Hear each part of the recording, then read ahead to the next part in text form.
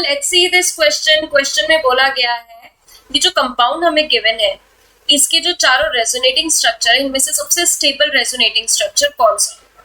तो अगर हमें रेजोनेटिंग स्ट्रक्चर का स्टेबिलिटी पता करना होता है तो हम कुछ क्राइटेरिया लेते हैं। सबसे पहला क्राइटेरिया होता है मिनिमम चार्ज या फिर न्यूट्रल एटम कह लें या नो चार्ज। जिस रेजोनेटिंग स्ट्रक्चर पर मिनिमम से मिनिमम चार्ज होगा या न्यूट्रल होगा वो सबसे ज्यादा स्टेबल होगा।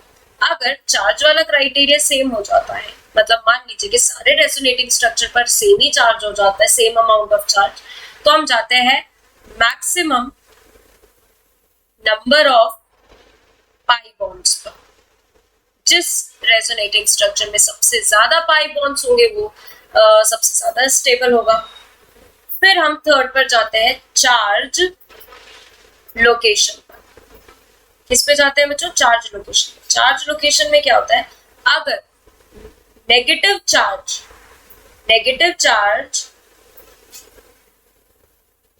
चार्ज होता है अगर इलेक्ट्रोनेगेटिव एटम पर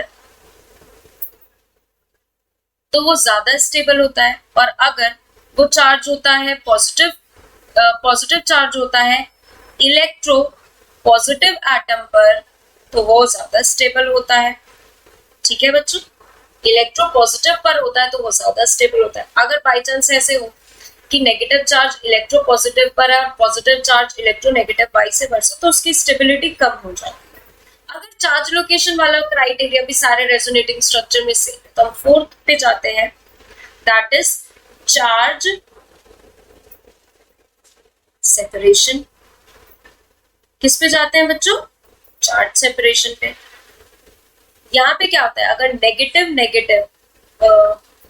एक सेकेंड बच्चों, अगर नेगेटिव चार्ज या फिर पॉजिटिव चार्ज है तो उनके बीच में जो डिस्टेंस है that should be maximum, distance maximum होना चाहिए। ठीक है बच्चों, और अगर पॉजिटिव नेगेटिव या फिर नेगेटिव पॉजिटिव चार्ज है तो उनके बीच का जो डिस्टेंस है वो मिनिमम होना चाहिए।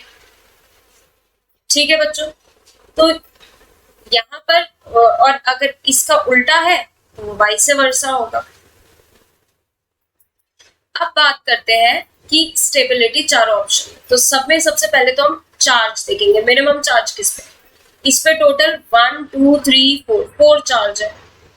इस पे कितने? 1 2 3 4, इस पे भी 4 चार्ज है।